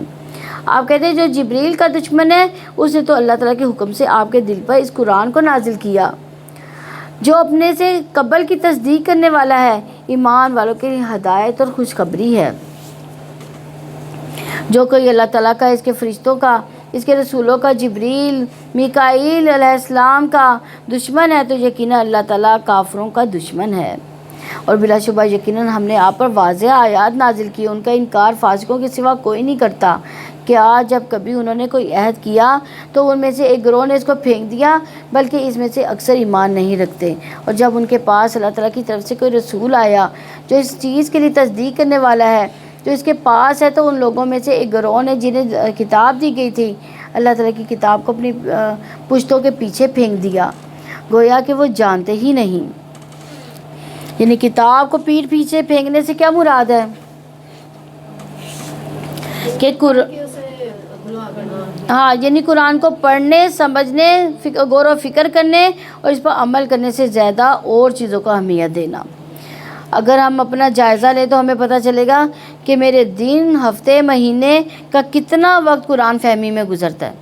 ہم سمجھتے ہیں قرآن کو، کبھی ایسے ہوا کہ ہم نے ایک آیت پر غور و فکر کرنا شروع کر دیا ہو یا اس کا ترجمہ پڑھنا شروع کر دیا ہو۔ قرآن کی تلاوت اچھی بات ہے، قرآن کا حفظ کرنا بھی بہت بڑی سعادت کی بات ہے، مگر صرف اس سے اس کا مقصد پورا نہیں ہوتا، بلکہ قرآن پر غور و فکر کرنا یہ ہے کہ وہ مقصد جس کے لیے قرآن آیا۔ اگر دیکھا جائے تو ہم قرآن پر غور و فکر کیوں کریں؟ اس لیے کہ تاکہ عمل میں ڈھل جائیں، اندھیروں سے نکل کر روشنی کی طرف آ جائیں۔ اور ایک دفعہ قرآن کو ترجمہ پڑھ لینا کافی نہیں ہے، بلکہ کیا ہے، اس کو بار بار دہراتے رہنا چاہیے۔ تلاوت قرآن اگر لفظی ترجمے والا قرآن سے کریں تو ترجمے کی دہرائی بھی ساتھ ساتھ ہوتی جائے گی۔ سفیان بن عینیہ کہتے ہیں کہ لوگوں نے اللہ کی کتاب کو ریشم اور دباج کے غلافوں میں جو ہے وہ داخل کر دیا۔ یعنی ہمارے جو قرآن ہے کس میں؟ غلافوں میں ہے نا، ہم گھروں میں بڑے بڑے خوبصورت غلاف رکھتے ہیں۔ اس کو سونے اور چاندی کے ساتھ راستہ بھی کیا، لیکن اس پر عمل نہیں کیا۔ یہی ان کا کتاب کو پیچھے پھینکنا ہے، یہ کتاب کو پیچھے پھینکنے کے برابر ہے۔ اور وہ اس چیز کے پیچھے لگ گئے جسے شیاطین سلیمان کی بادشاہت میں پڑھا کرتے تھے، اور سلیمان نے کفر نہیں کیا، لیکن شیاطین نے کفر کیا کہ وہ لوگوں کو جادو سکھاتے تھے۔ اور جو بابل میں 2 فرشتوں ہاروت ماروت پر نازل کیا گیا، حالانکہ وہ دونوں کسی ایک کو نہیں سکھاتے تھے جب تک کہ وہ یہ نہ کہہ دیتے کہ ہم یقیناً آزمائش ہیں، چنانچہ تو کفر نہ کر۔ پھر بھی وہ ان دونوں میں سے وہ چیز سیکھتے تھے جس سے شوہر اور اس کی بیوی میں جدائی ڈالتے تھے، حالانکہ وہ اس کے ساتھ اللہ تعالیٰ کے حکم یعنی اذن کے بغیر اس میں سے کسی ایک کو بھی ہرگز ضرر پہنچانے والے نہیں تھے۔ اور وہ ایسا علم سیکھتے تھے جو انہیں نقصان پہنچاتا، انہیں نفع نہیں دیتا تھا، حالانکہ بلا شبہ یقیناً وہ جانتے تھے کہ جس نے اس کو خریدا اس کے لیے آخرت میں کوئی حصہ نہیں، اور یقیناً برا ہے جس کے بدلے انہوں نے اپنے آپ کو بیچ ڈالا۔ کاش کہ وہ جانتے ہوتے۔ یعنی جادو کرنا بنی اسرائیل میں سے تھا، اور یہی چیز آج امت مسلمہ میں بھی پائی جاتی ہے۔ کسی کی نعمت کو دیکھ کر خوشی نہ ہونا حسد ہے، اور یہ ایمان کے منافی ہے۔ متقی حسد نہیں کرتا، کوئی تکلیف دیتا ہے تو اس کو معاف کر دیتا ہے، اگرچہ دوسرے کی زیادتی یاد آنے پر تکلیف ہوتی ہے، معاف اس کو پھر بھی وہ کر دیتا ہے۔ مومن بغض نہیں رکھتا، حسد نہیں کرتا، وہ کسی دوسرے پر ایسی تکلیف مسلط کرنے کا سوچ بھی نہیں سکتا۔ جادو اپنا اثر رکھتا ہے، لیکن باذن اللہ یعنی اللہ کے حکم کے ساتھ، بجائے اس چیز کے پیچھے پڑنے کے کہ کس نے جادو کیا، یا کوئی جادو نہ کر دے۔ جادو سے اپنا بچاؤ کر لیں۔ حفاظت کے اذکار، صبح شام کے اذکار، آیت الکرسی پڑھا کریں۔ کون کون پڑھتا ہے؟ صبح شام کے اذکار اور آیت الکرسی جو ہے وہ بہت ضروری ہے۔ اللہ تعالیٰ کا ذکر ایک قلعے کی طرح ہے جو انسان کو ایک قلعے کے اندر محفوظ کر دیتا ہے۔ اللہ سے دعا ہے اللہ ہم سب کو پڑھنے کی توفیق عطا فرمائے۔ اور اگر وہ ایمان لاتے، تقوی اختیار کرتے تو اللہ تعالیٰ کی جانب سے یقیناً بہتر ثواب ملتا۔ کاش کہ وہ جانتے۔ اے ایمان والو، تم راعینا یعنی ہماری رعایت کریں نہ کہو، بلکہ انظرنا ہماری طرف نظر کرم کیجیے کہو، اور سنو اور کافروں کے لیے دردناک عذاب ہے۔ صحابہ کرام کو مجلس کے آداب یہاں پہ بتائے جا رہے ہیں کہ یہود رائنا کا غلط استعمال اپنے حسد کی بنا پر کرتے تھے، تو ان سے لڑنے جھگڑنے کی بجائے صحابہ کو دوسرے الفاظ ادا کرنے کا کہہ دیا گیا ہے۔ اس میں ہمارے لیے سبق ہے کہ بہت بار لوگ آپ کو کسی چیز پر حقیر سمجھتے ہیں، برا بھلا کہتے ہیں، تنگ کرتے ہیں، تو ایسے میں وہ رستہ بدل لینا چاہیے، ان لوگوں کے ساتھ رابطہ کم کر لینا چاہیے، بجائے اس کے کہ روز ان سے جھگڑا ہو۔ اہل کتاب میں سے جن لوگوں نے کفر کیا نہ وہ پسند کرتے ہیں اور نہ مشرکین کہ آپ پر آپ کے رب کی جانب سے کوئی بھلائی نازل کی جائے، اور اللہ تعالیٰ اپنی رحمت کے ساتھ جسے چاہتا ہے خاص کر لیتا ہے۔ اللہ تعالیٰ بہت بڑے فضل والا ہے۔ جو آیت ہم منسوخ کرتے ہیں یا جسے ہم بھلا دیتے ہیں، ہم اس سے بہتر یا اس جیسی لے آتے ہیں۔ کیا آپ نہیں جانتے کہ یقیناً اللہ تعالیٰ ہر چیز پر پوری طرح قدرت رکھنے والا ہے؟ کیا آپ نہیں جانتے کہ یقیناً اللہ تعالیٰ ہی ہے، اس کے لیے آسمان و زمین کی بادشاہت ہے، اور تمہارا اللہ کے سوا نہ کوئی دوست ہے نہ کوئی مددگار۔ کیا تم چاہتے ہو کہ تم اپنے رسول سے ویسے ہی سوالات کرو جس طرح اس سے پہلے موسیٰ سے کیے گئے؟ اور جو کوئی کفر کو ایمان کے بدلے میں لے لے تو یقیناً وہ سیدھے راستے سے بھٹک گیا۔ اہل کتاب میں سے اکثر لوگ چاہتے ہیں کہ کاش وہ تمہیں تمہارے ایمان کے بعد کافر بنا دے، اور اپنے دلوں میں حسد کی وجہ سے اس کے بعد کہ حق ان کے لیے پوری طرح واضح ہو گیا۔ چنانچہ آپ معاف کر دیں، درگزر کریں یہاں تک کہ اللہ تعالیٰ اپنا فیصلہ کر لے۔ چنانچہ اللہ تعالیٰ ہر چیز پر پوری قدرت رکھنے والا ہے۔ نماز قائم کرو اور زکوٰۃ ادا کرو، جو بھلائی تم اپنی جانوں کے لیے آگے بھیجو گے اللہ تعالیٰ کے ہاں تم اس کو موجود پاؤ گے۔ یقیناً جو بھی تم عمل کرتے ہو اللہ تعالیٰ اسے خوب جاننے والا ہے۔ یعنی نماز اور زکوٰۃ کے بعد کوئی بھی نیک عمل کرو گے، ظاہری باطنی افعال اقوال جو بھی کرو گے وہ تمہارے اعمال نامہ میں لکھا جائے گا۔ مومن نیکیوں کا حریص ہوتا ہے، نیکیوں میں سے اپنے سے آگے جانے والوں کو دیکھتا ہے۔ انہوں نے کہا کہ کوئی شخص جنت میں ہرگز داخل نہ ہوگا مگر وہ جو یہودی ہو یا عیسائی ہو، یہ ان کی تمنائیں ہیں۔ آپ کہہ دیں کہ اپنی دلیل لاؤ اگر تم سچے ہو۔ یعنی یہود و نصارہ دونوں فرقے ایک دوسرے کو کافر سمجھتے تھے۔ آج مسلمانوں میں بھی ہر فرقہ دوسرے فرقے کو جہنمی سمجھتا ہے، اپنے آپ کو وہ جنتی کہتا ہے کہ ایسا ہی نہیں ہے۔ کیوں نہیں؟ جس نے اپنا چہرہ اللہ تعالیٰ کے تابع کر دیا اور وہ نیکی کرنے والا ہو تو اس کے لیے اس کے رب کے پاس اس کا اجر ہے، اور ان پر نہ کوئی خوف ہوگا نہ ہی وہ غمگین ہوں گے۔ یعنی اخلاص اور احسان کا پیغام ہے اس آیت میں کہ محسن وہ ہوتا ہے جو نیکیوں میں آگے بڑھتا ہے۔ خوف اور غم دو بڑی مصیبتیں، ان سے نجات کے لیے انسان میں اخلاص ہونا چاہیے، احسان کی روش اختیار کرنی چاہیے، یہی اعمال کی قبولیت کا باعث ہے۔ اور یہود نے کہا کہ عیسائی کسی چیز پر نہیں، عیسائیوں نے کہا یہودی کسی چیز پر نہیں، حالانکہ وہ سب کتاب پڑھتے ہیں۔ اسی طرح ان کی بات جیسی بات ان لوگوں نے کی جو علم نہیں رکھتے۔ پھر اللہ تعالیٰ قیامت کے دن کے درمیان ان معاملات کا فیصلہ کرے گا جس میں وہ اختلاف کرتے تھے، یعنی لوگ ایک دوسرے کو گمراہ قرار دیتے تھے۔ اس کا فیصلہ کون کرے گا؟ اللہ تعالیٰ قیامت کے دن کر دے گا۔ اس سے بڑا ظالم اور کون ہے جس نے اللہ تعالیٰ کی مسجدوں سے روکا کہ ان میں اس کا نام لیا جائے، اس کو ویران کرنے کی کوشش کی۔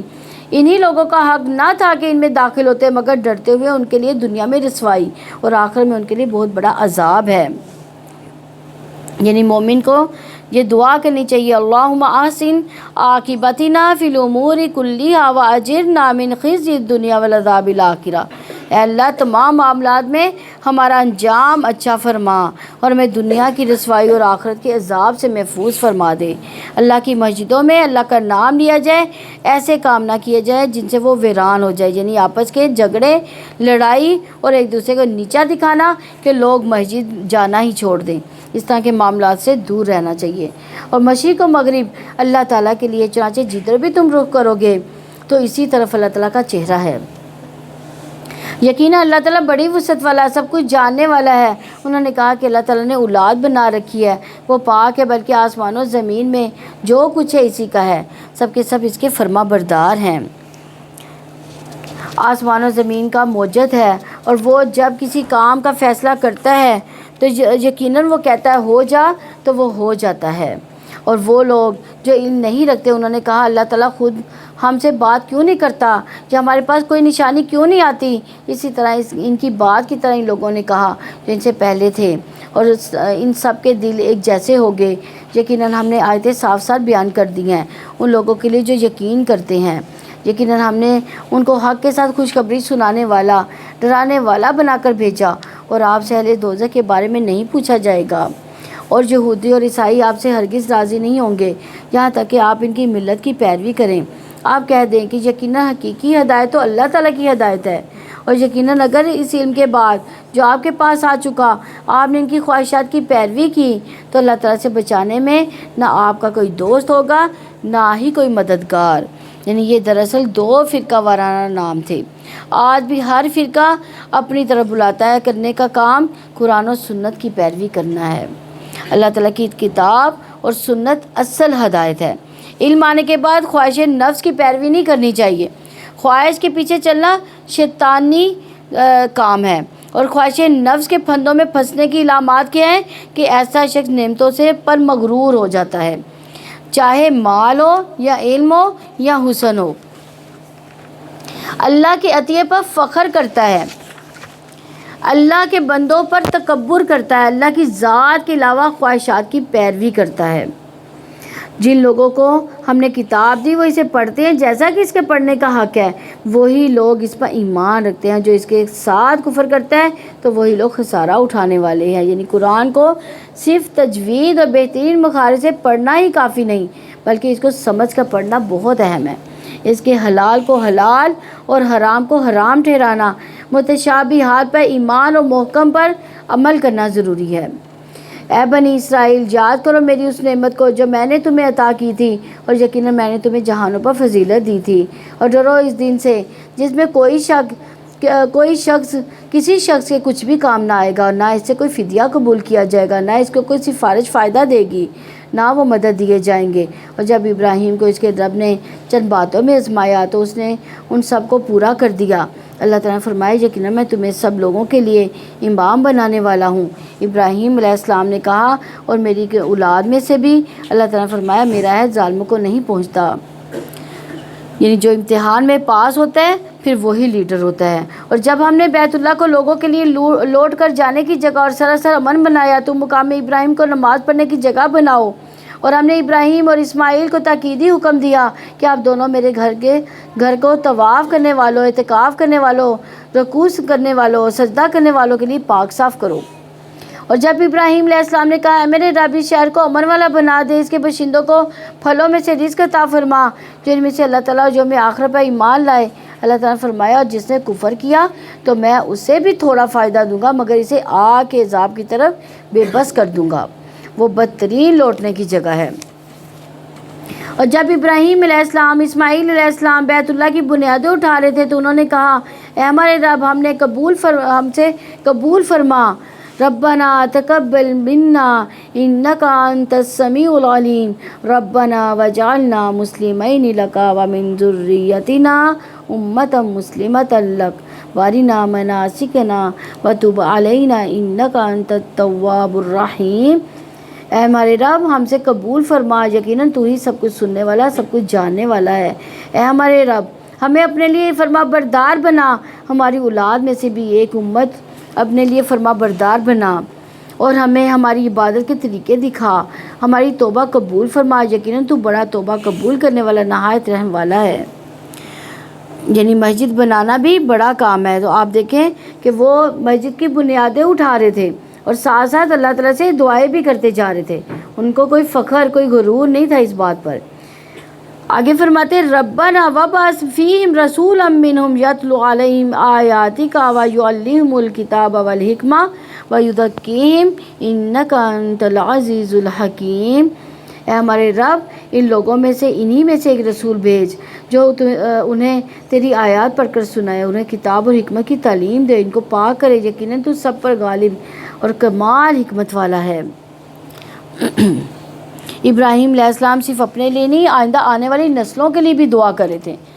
انہوں نے ایک رسول مانگا جو آئے، انہیں کتاب کی تعلیم دے، ان کے اندر اور باہر سے تزکیہ کرے۔ جو نبی صلی اللہ علیہ وسلم کی صورت میں دعا قبول ہو گئی۔ اس میں ہمارے لیے بھی سبق ہے۔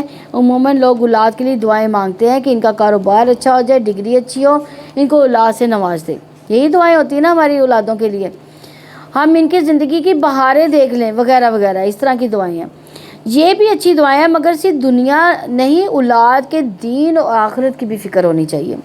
ابراہیم علیہ السلام نے اولاد کے مستقبل کی فکر کی کہ ان کی دینی تعلیم کا بھی بندوبست ہو جائے۔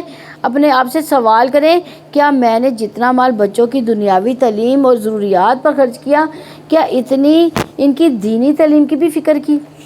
دینی تعلیم کے لیے بھی کوئی مال خرچ کیا؟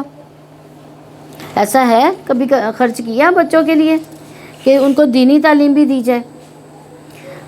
اور کون ہے جو ابراہیم علیہ السلام کی ملت سے منہ موڑے مگر وہی جس نے خود کو بیوقوف بنا لیا ہو، حالانکہ ہم نے اسے ابراہیم کو دنیا میں چن لیا تھا اور بلا شبہ وہ یقیناً آخرت میں صالحین میں سے ہوگا۔ جب اس کے رب نے ان سے کہا فرما بردار ہو جا تو اس نے کہا میں جہانوں کے رب کا فرما بردار ہو گیا۔ اور اس کی وصیت ابراہیم علیہ السلام نے اپنے بیٹوں کو کی۔ یعقوب علیہ السلام نے بھی اے میرے بیٹو یقیناً اللہ تعالیٰ نے تمہارے لیے دین کو منتخب کیا، تو ہرگز نہ تم مرنا مگر اس حال میں کہ تم فرما بردار ہو۔ یعنی کتنا اہم سبق ہے ہمارے لیے اس میں دیا جا رہا ہے کہ اپنے بچوں کے لیے مانگی جانے والی بہت اہم دعا کہ ان سے اس بات کا عہد لیں کہ ان کے لیے تیاری کریں تو کروائیں کہ اپنے ایمان کی حفاظت کریں، بچپن سے اس کو ان کے اندر ڈالے کہ اسلام کے بغیر نجات نہیں ہے۔ حالت ایمان میں موت ہے، موت تک رب کی عبادت کرنی ہے، مرتے دم تک اپنے فرائض کی پابندی کرنی ہے۔ کیا تم اس وقت موجود تھے جب یعقوب علیہ السلام کو موت آئی، جب اس نے اپنے بیٹوں سے کہا میرے بعد تم کس کی عبادت کرو گے؟ انہوں نے کہا ہم آپ کے معبود، آپ کے آبا ابراہیم علیہ السلام، اسماعیل علیہ السلام، اسحاق علیہ السلام کے معبود کی عبادت کریں گے جو ایک ہی معبود ہے اور ہم اسی کے لیے فرما بردار ہیں۔ وہ ایک امت تھی جو یقیناً گزر گئی، جو کچھ اس نے کمایا وہ اس کے لیے ہے، وہ جو کچھ تم نے کمایا وہ تمہارے لیے ہے اور تم سے اس کے بارے میں نہیں پوچھا جائے گا جو وہ کیا کرتے تھے۔ اور انہوں نے کہا کہ تم یہودی ہو جاؤ یا عیسائی ہو جاؤ تو تم ہدایت پاؤ گے۔ آپ کہتے نہیں بلکہ ابراہیم علیہ السلام کی ملت جو ایک اللہ کا ہونے والا تھا وہ مشرکوں میں سے نہ تھا۔ آپ کہہ دو کہ ہم اللہ تعالیٰ پر ایمان لائے، اس پر ایمان لائے جو ہماری طرف نازل کیا گیا، جو ابراہیم علیہ السلام، اسماعیل علیہ السلام، اسحاق علیہ السلام، یعقوب علیہ السلام اولاد یعقوب علیہ السلام کی طرف نازل کیا گیا، اور جو موسیٰ علیہ السلام، عیسیٰ علیہ السلام اور دوسرے سب نبیوں کو ان کے رب کی طرف سے دیا گیا۔ ہم ان میں سے کسی ایک کے درمیان کوئی فرق نہیں کرتے اور ہم اللہ تعالیٰ ہی کے فرما بردار ہیں۔ اور پھر اگر وہ اس جیسی چیز پر ایمان لائے جس پر تم ایمان لائے ہو تو یقیناً وہ ہدایت پا گئے، اور اگر وہ پھر جائیں تو یقیناً اب وہ مخالفت میں ہے۔ یقیناً قریب ان سے اللہ تعالیٰ آپ کو کافی ہو جائے گا، اور وہ سب کچھ سننے والا، سب کچھ جاننے والا ہے۔ اللہ تعالیٰ کا رنگ اختیار کرو، اور رنگ میں اللہ تعالیٰ سے زیادہ اچھا کون ہے، اور ہم اسی کے لیے عبادت کرنے والے ہیں۔ یعنی اللہ کا دین ہی اللہ تعالیٰ کا رنگ ہے۔ یہاں ایک اور سبق ہے ہمارے لیے کہ ہمیں یہ دیکھنا ہے کہ میں اپنی اولاد کے لیے کیا دعائیں مانگتی ہوں۔ کیا میں نے اپنے بچوں کی دینی تعلیم کی فکر کی ہے؟ کیا میں نے کبھی اپنے بچوں سے پوچھا میرے مرنے کے بعد تم کس کی عبادت کرو گے؟ آپ کہہ دیں کہ کیا تم اللہ تعالیٰ کے بارے میں ہم سے جھگڑتے ہو، حالانکہ وہی ہمارا رب ہے، ہمارے لیے ہمارے اعمال اور تمہارے لیے تمہارے اعمال، اور ہم اس کے لیے خالص کرنے والے ہیں۔ یا تم کہتے ہو کہ یقیناً ابراہیم، اسماعیل، اسحاق، یعقوب ان کی اولاد سب یہودی اور عیسائی تھے۔